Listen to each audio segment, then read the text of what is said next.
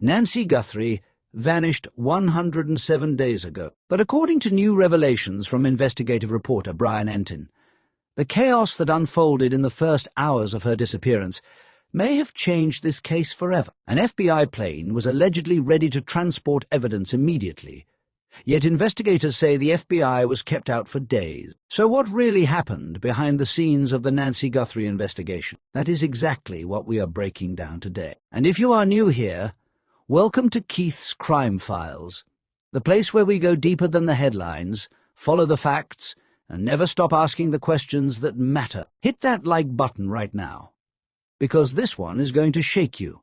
And make sure you subscribe so you never miss a single episode. 107 days. That number is not just a measurement of time. It is a measurement of every missed opportunity, every hour that passed without resolution, and every question that still does not have a satisfying answer. And the deeper you look into this case, the more you begin to understand that some of the most critical failures did not happen weeks into the investigation. They happened in the very first hours, when the window to preserve evidence, secure information, and establish control over the scene was still open. Those hours are what this episode is about. Investigative reporter Brian Entin has been covering this case closely and has spoken directly with Sergeant Aaron Cross of the Pima County Sheriff's Office. What Sergeant Cross described about those first hours is deeply troubling. He told Entin that the first week following Nancy's disappearance was chaotic. Not just disorganized, chaotic. And that chaos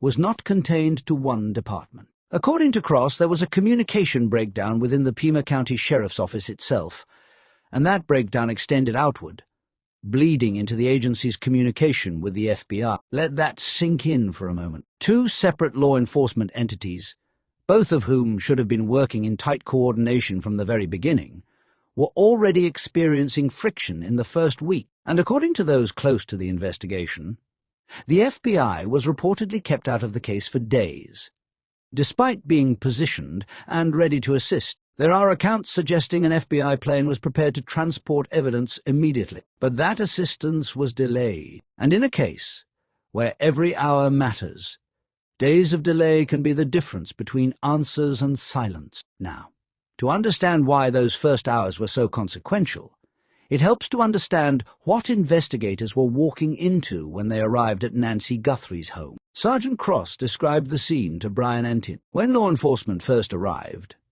the family was already there. Emotions were running high, as you would expect when someone you love has suddenly disappeared without explanation. But in the middle of that emotional storm, there was a piece of information circulating in those early moments that would later prove to be incorrect. The idea that Nancy may have simply walked off on her own. According to Sergeant Cross, some family members initially believed this, and while that belief came from a place of desperate hope, rather than any intent to mislead, it created a critical ambiguity in the very first moments of the response. Was this a missing persons situation? Was this a crime scene? Were investigators dealing with a voluntary disappearance, or something far more sinister? That ambiguity mattered enormously, because the way you respond to a voluntary walkaway and the way you respond to a crime scene are not the same. The protocols are different. The urgency is different. The way you handle the space, the people, and the evidence, all of it is different. And in those first uncertain minutes and hours, while that ambiguity hung in the air unresolved, the scene at Nancy Guthrie's home was anything but controlled. Retired FBI Special Agent Steve Moore, who has spoken with Brian Entin extensively about this case, was direct in his assessment of what the situation at the scene reveals about the initial response. Moore described what professional law enforcement protocol looks like when officers arrive at a scene like this. It is not improvised. It is not reactive. It has a structure, a rhythm, and a clear chain of command. The moment you arrive, roles are assigned immediately. Someone is designated to manage the family, a person skilled in human interaction, who can sit with grieving, frightened relatives, calm them down, listen carefully to everything they have to say, and extract usable information without adding to the panic. That person stays with the family. That person does not run the investigation. Meanwhile, the person running the investigation is on the other side of the room, insulated from the emotional chaos, receiving input from officers on the ground and making decisions based on what the evidence is telling them, not what the family is feeling, not what anyone is hoping, what the evidence is saying. According to Moore,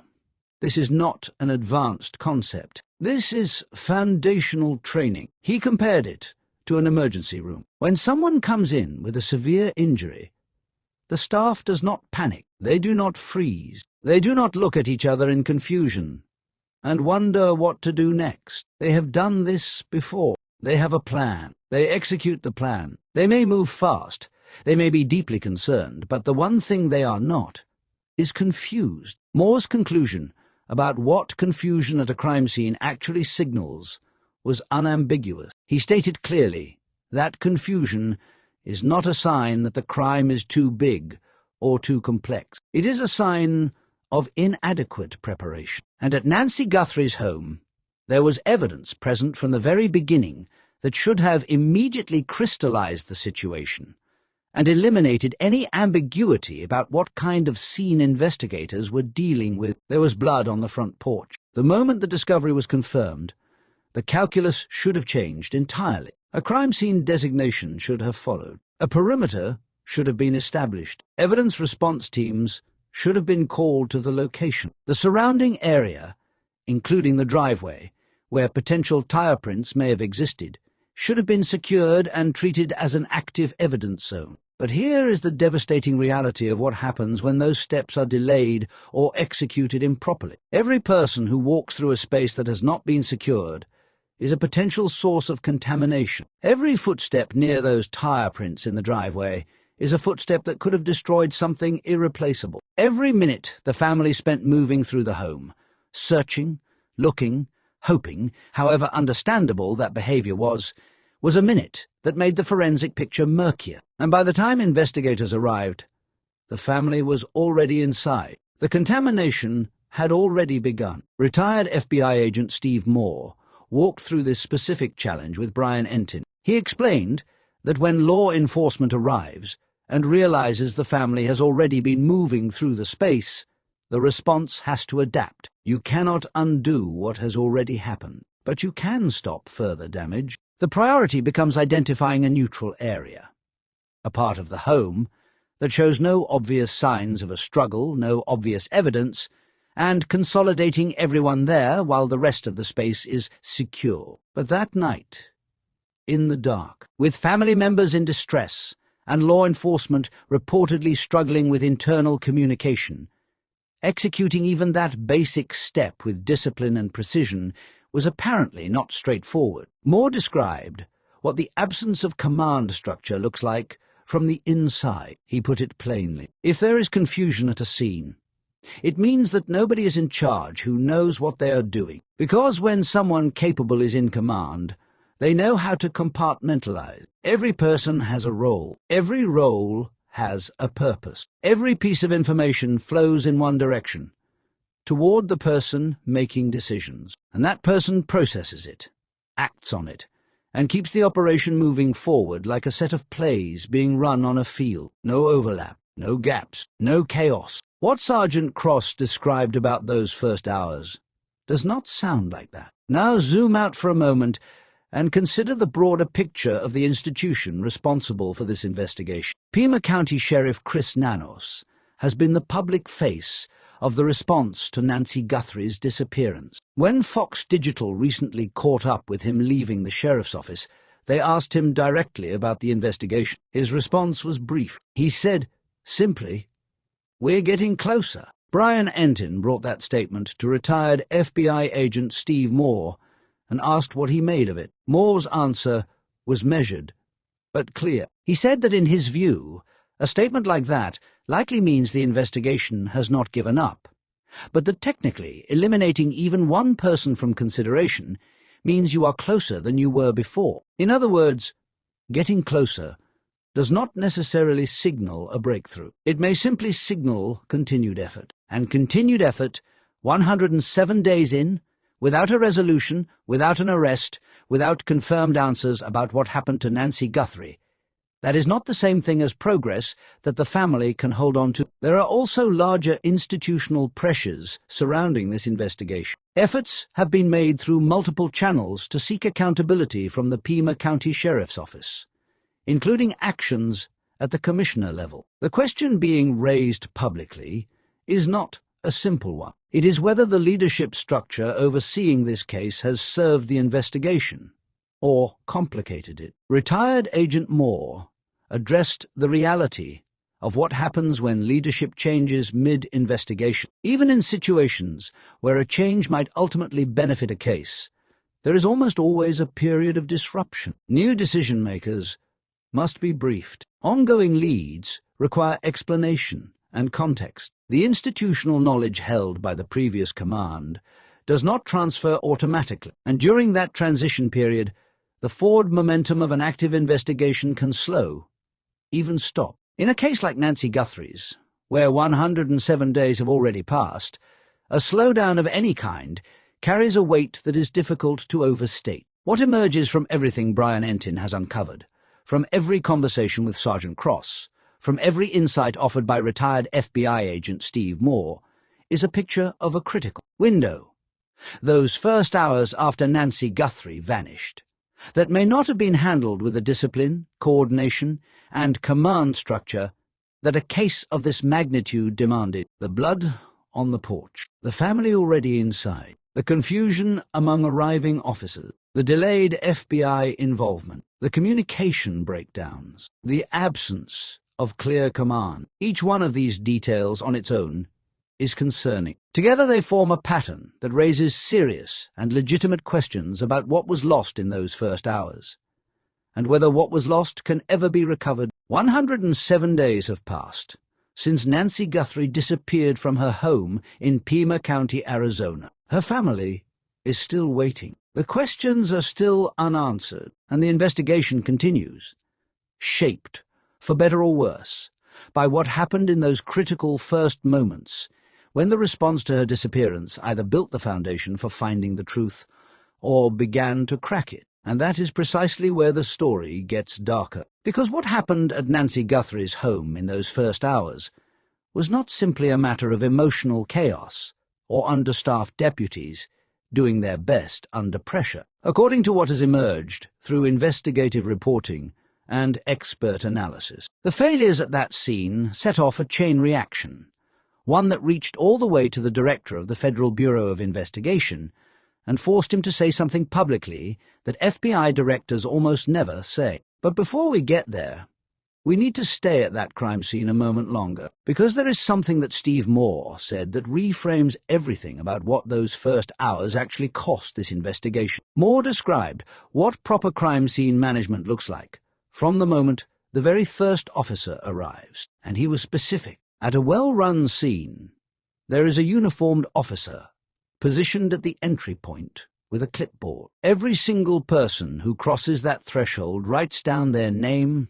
their agency, and their contact number. Every person, no exceptions. That log exists for a reason.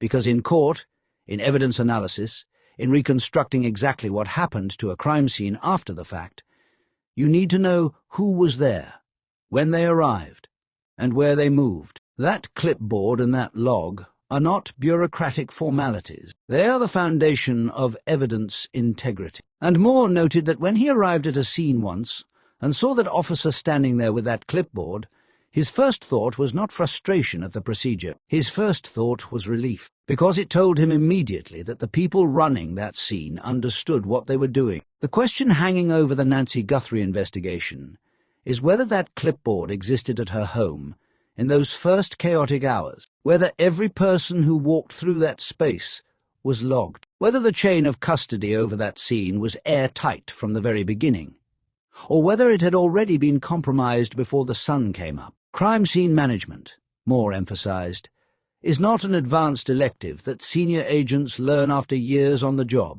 It is taught at the police academy. It is tested. It is foundational. Every deputy who responds to a scene like the one at Nancy Guthrie's home should arrive already knowing exactly what their role is, exactly what they are and are not allowed to touch, and exactly how to preserve the integrity of a space that may hold the only physical truth available about what happened to a missing woman. He was precise about one thing in particular: evidence handling. The image most people carry from television of an investigator picking up a shell casing with a pencil is not just inaccurate. It is the kind of mishandling that destroys the evidentiary value of what you are trying to preserve. The training exists. The protocols exist. The only question is whether they were followed. And based on everything Sergeant Aaron Cross described to Brian Entin about the chaos of that first week, the communication breakdowns, the confusion among arriving officers, the family already moving through the space,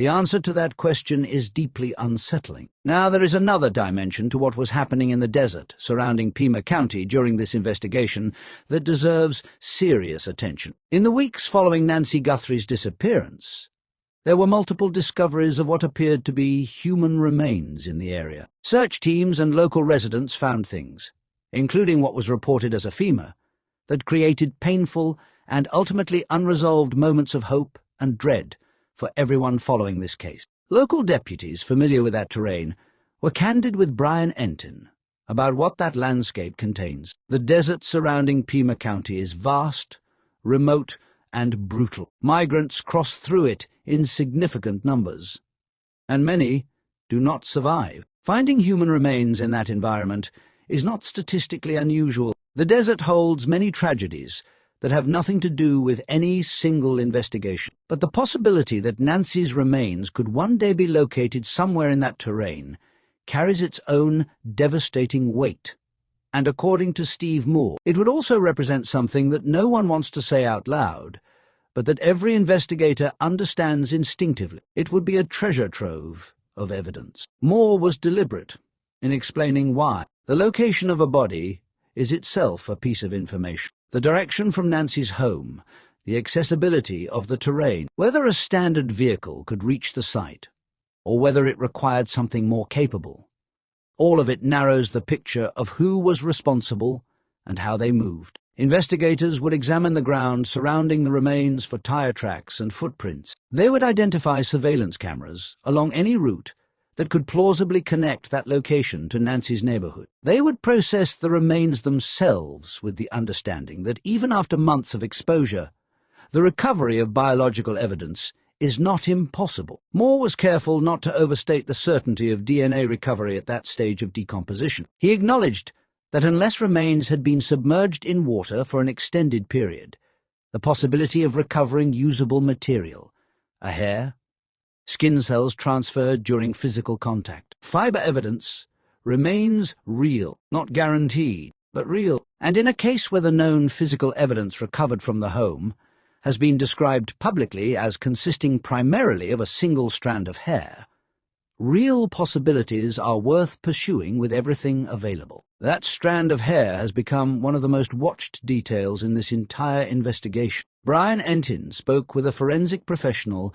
named Morn about what it means, and does not mean, that a single hair appears to be the primary piece of physical evidence publicly known to have been recovered from Nancy Guthrie's home. Her assessment was direct. If she had been the one processing that scene, and a single hair was the sum total of what her team recovered, her supervisor would have sent them back in immediately. One hair is not a complete evidence picture. It is a starting point. And starting points, by definition, suggest that more exists somewhere, found or unfound. Moore built on this with a perspective that fundamentally changes how the evidence picture in this case should be understood. The evidence that ultimately solves crimes and convicts the people responsible is almost always invisible to the naked eye. A fingerprint cannot be seen from more than a foot away without specialized equipment and lighting. A hair on dark clothing is nearly impossible to identify through casual observation. Skin cells are shed continuously by every person who moves through a physical space,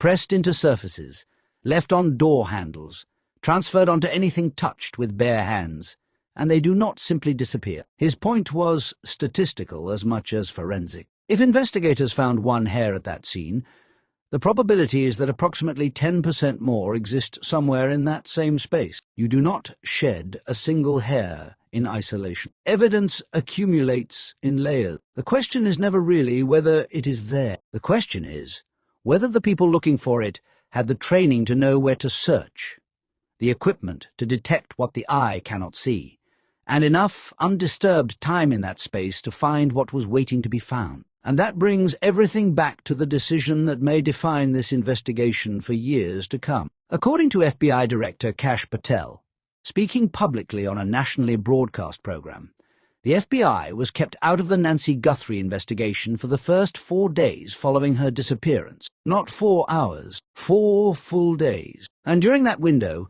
Director Patel stated that the FBI had a plane on standby, positioned, fueled, and prepared to transport DNA evidence directly to the FBI laboratory at Quantico, Virginia, for processing. That plane never moved. Instead, a decision was made to use a private laboratory rather than the full forensic infrastructure of the federal government, which was available and waiting. Director Patel made his dissatisfaction with that decision publicly clear, and while he declined to personally attack the Pima County Sheriff when a television host attempted to push him further, his meaning required no interpretation. Retired FBI agent Steve Moore did not hesitate when Brian Entin asked him what to make of a sitting FBI director, making those kinds of public statements about a local sheriff's decisions. In his experience working under multiple directors across a long career in federal law enforcement, this does not happen as a first response. It does not happen as a diplomatic gesture. It does not happen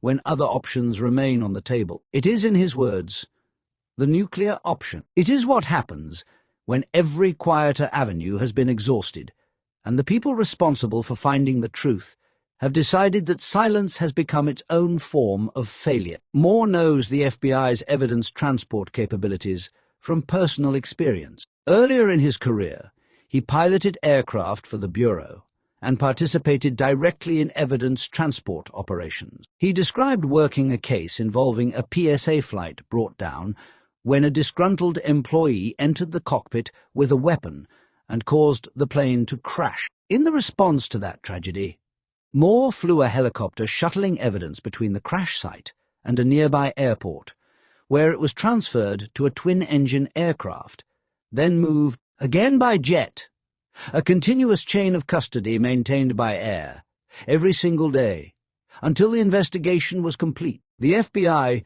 does not improvise evidence transport. They have what Moore described as a small air force, largely unknown to the public, unmarked, and operated with precision. When Director Patel said a jet was standing by for the Nancy Guthrie case, Moore was unequivocal. That jet was standing by. That capability was real, and it was not used. Now consider what that means against the timeline. The crime scene at Nancy's home was processed initially by local investigators, then reopened, then closed again. It was not until day 5 that the FBI's Evidence Response Unit arrived at the scene. Day 5. Moore described arriving late to a crime scene with a comparison that is impossible to forget. He said it is like arriving late to a buffet. Some things are simply gone, and the items that remain do not always make sense without the ones that are missing. You might find the peripheral evidence. You might recover fragments of something larger, but the central piece,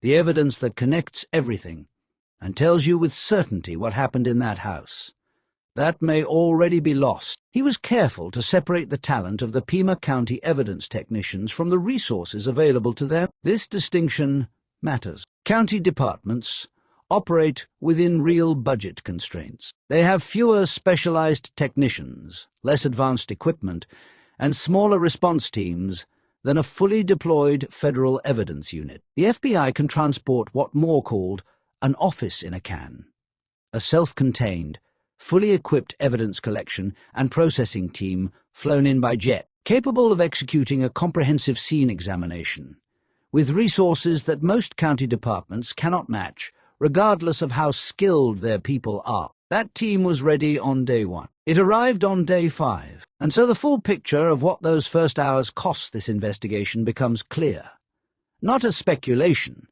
but as a documented sequence of decisions, delays, and disconnections that left the most capable available resources waiting on a runway while a crime scene aged, the chaos among arriving officers, the family already inside before a perimeter was established, the blood on the porch that should have immediately crystallized the situation, the communication breakdown within the Pima County Sheriff's Office that spilled over into the relationship with the FBI, the absence of a commanding officer who took charge and ran the scene like the trained professionals around him were capable of running it, the private lab chosen over Quantica, the federal evidence team that did not walk through that door until day 5. Each one of these details is documented. Each one is supported by on-record statements from Sergeant Aaron Cross, from retired FBI Special Agent Steve Moore, and from the director of the FBI himself. And together, they do not form a picture of bad luck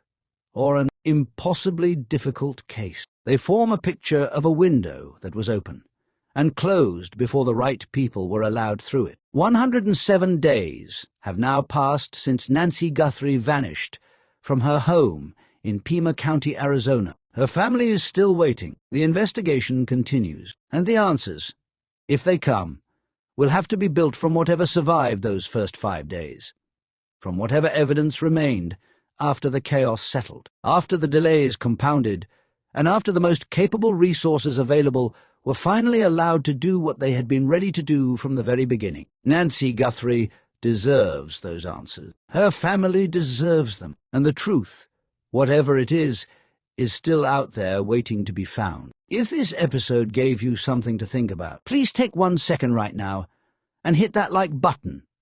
It costs you nothing, and it helps Keith's Crime Files reach more people who care about getting to the truth in cases like Nancy's. And if you are not yet subscribed to this channel, now is the moment. We do not walk away from these stories when the news cycle moves on. We stay. We follow every development. We keep asking the questions that matter. Subscribe to Keith's Crime Files and be here when the next piece of this story breaks. Because, in a case like this, we are not done until Nancy comes home.